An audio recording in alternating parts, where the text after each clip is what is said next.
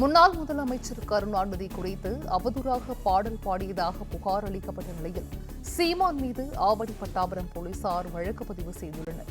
கூடுதல் விவரங்களை செய்தியாளர் வினோத் வழங்க கேட்கலாம். வினோத், வணக்கம். இது குறித்தான முழு விவரங்கள்.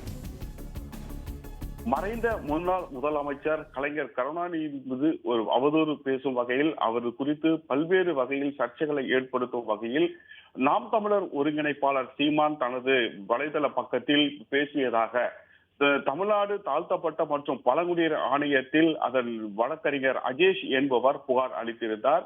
இது குறித்து சீமான் மீது நடவடிக்கை எடுக்கப்பட வேண்டும் என அளிக்கப்பட்ட புகாரின் பேரில் இந்த தமிழ்நாடு தாழ்த்தப்பட்ட மற்றும் பழங்குடியினர் ஆணையத்தின் உத்தரவானது கடந்த 3 தினங்களுக்கு முன்னதாக சென்னை அடுத்த பட்டாபுரம் காவல் நிலையத்திற்கு அனுப்பி வைக்கப்பட்டது.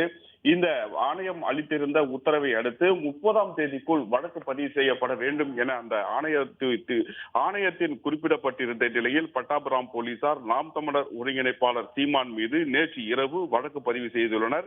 இந்த வழக்கின் அடிப்படையில் சாராம்சத்தின் அடிப்படையில் நாம் தமிழர் ஒருங்கிணைப்பாளருடைய சீமான் அவருடைய யூடியூப் பக்கத்தில் மறைந்த முன்னாள் முதலமைச்சர் கலைஞர் கருணாநிதி பற்றியும் அவதூறாக பேசியது மட்டுமல்லாமல் அவர் பற்றிய பல்வேறு கருத்துக்களை தாழ்த்தப்பட்ட சமூகத்தை இழிவுபடுத்தும் வகையிலும் இந்த கருத்துக்கள் அமைந்ததாக வழக்கறிஞர் பிரிவை சேர்ந்த அஜேஷ் என்பவர் பட்டாபுரம் காவல் நிலையத்தில் அளிக்கப்பட்ட இந்த புகாரை அடுத்து சீமான் மீது வழக்கு பதிவு செய்யப்பட்டு தாழ்த்தப்பட்ட ஆணையம் உத்தரவின் அடிப்படையிலே இந்த வழக்கு பதிவு செய்யப்பட்டு இருப்பதாகவும் அதன்படி SC/ST ஆக்ட் 2015 பேரில் இந்த வழக்கானது பதிவு செய்யப்பட்டுள்ளது.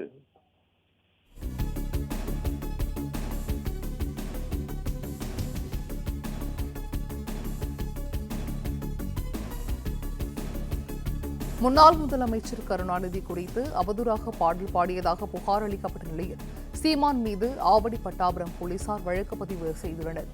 இது குறித்தான விவரங்களை வழங்கியமைக்கு நன்றி வினோத்.